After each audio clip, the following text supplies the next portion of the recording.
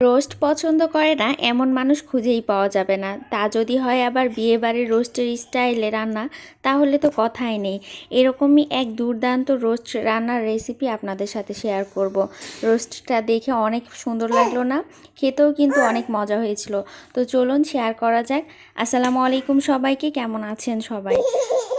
অ্যাবতির হাসি দেখে তো বুঝতেই পারছেন আমরা কেমন আছি। তো প্রথমে আমি লেগ পিস নিয়ে নিয়েছি রোস্ট রান্না করার জন্য। তো এই পর্যায়ে কিন্তু আমি রোস্টের পিসগুলো একটু কেটে নিয়েছি, তারপরে ভালো করে ধুয়ে নিয়েছি।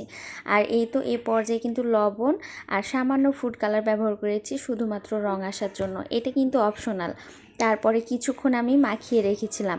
আর এই পর্যায়ে আমি সব কিছু গুছিয়ে নিয়েছি। যে কোনো কাজ গুছিয়ে রাখলে কাজটা করতেও সহজ হয় আর সময়ও কম লাগে, সাথে দেখতেও কিন্তু সুন্দর হয়। আর এইদিকে আমি কিছু বাদাম নিয়ে নিয়েছি, কিছুক্ষণ আগেই ভিজিয়েছিলাম।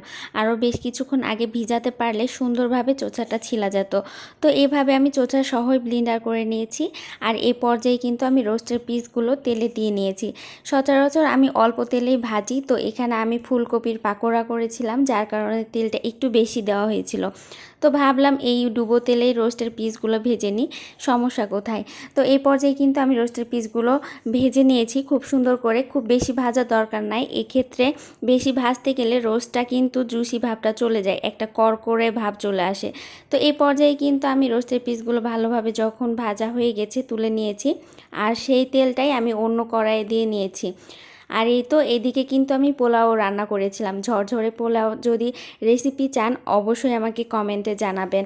আর এইদিকে কিন্তু আমি পেঁয়াজ দিয়ে নিয়েছি পরিমাণ মতো, তারপরে দিয়ে নিয়েছি টক দই। এটা পুরোপুরি টক দই ছিল না, সামান্য মিষ্টির ফ্লেভারটা ছিল।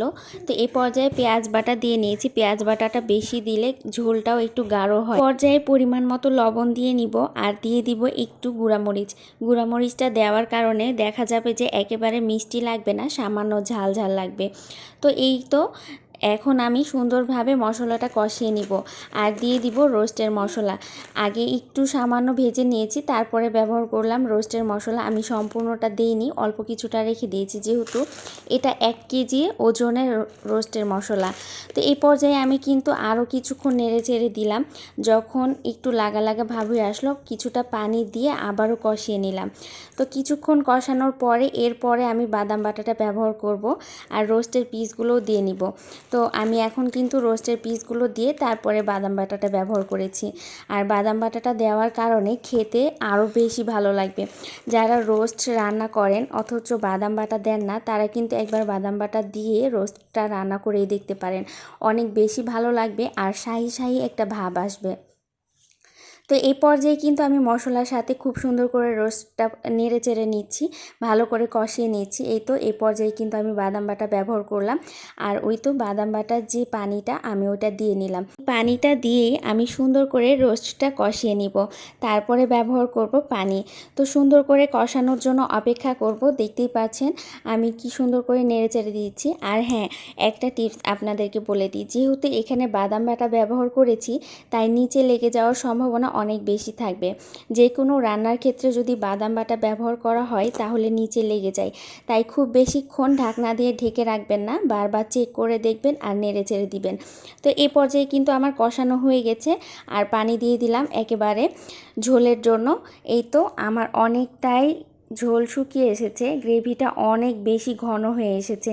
যার যেরকম পছন্দ ওই অনুযায়ী রাখবেন। তো এই তো আমি কিন্তু এই পর্যায়ে চুলাটা অফ করে দিলাম, আর দিয়ে দিলাম ওপর থেকে বেরেস্তা। বেরেস্তা না দিলে তো রোস্ট রান্নাটা অসম্পূর্ণই থেকে যায়, তাই না? দেখতেই পাচ্ছেন কত সুন্দর একটা কালার এসেছে। আমার ফোনে সুন্দর কালারটা ক্যাপচার করতে পেরেছি কিনা আমি জানি না, তবে বাস্তবে দেখতে অনেক বেশি সুন্দর হয়েছিল আর খেতেও অনেক লোভনীয় হয়েছিল। তো এই তো আমি আপনাদেরকে সার্ভ করে দেখাচ্ছি কতটা সুন্দর হয়েছে। আমি কিন্তু 3টা লেগ পিস নিয়েছিলাম, ওইখান থেকে 2টা একেবারে রেখে দিয়েছিলাম আর একটা কেটে দিয়েছি। এক্ষেত্রে দেখা গেছে সম্পূর্ণ একটা রোস্ট অনেক বড় হয়ে যায়, খেতে পারা যায় না, তাই একটাকে অর্ধেক করে দিয়েছি। আসলে টোনাটুনি সংসার বলে কথা, আর যেভাবেই রান্না করি না কেন সুন্দর দেখা নিয়ে কথা। তো এই তো আমি সুন্দর করে গ্রেভিটা চারিদিকে ছড়িয়ে দিচ্ছি। এই যে ভিডিও করার সময় এদিক ওদিক লেগে থাকে, এটা কিন্তু আমরা আপনাদের সামনে উপস্থাপন করি না, পরবর্তীতে টিস্যু দিয়ে অথবা কাপড় দিয়ে মুছে তারপরে আপনাদেরকে দেখাই। আরও কিছুটা বেরেস্তা ওপর দিয়ে ছিটিয়ে দিলাম। তো আজকের রেসিপিটা কেমন লাগলো অবশ্যই জানাবেন। ভালো লাগলে তো অবশ্যই লাইক কমেন্ট শেয়ার দিয়ে পাশে থাকবেন আর সামনে এগিয়ে যেতে সাহায্য করবেন।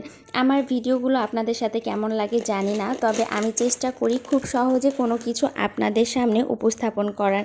চেষ্টা করি ঘরে যা থাকে ওগুলো দিয়ে একেবারে সুন্দর একটা আয়োজন করার। তো আজকের মতো এ পর্যন্তই। আল্লাহ হাফেজ সবাইকে।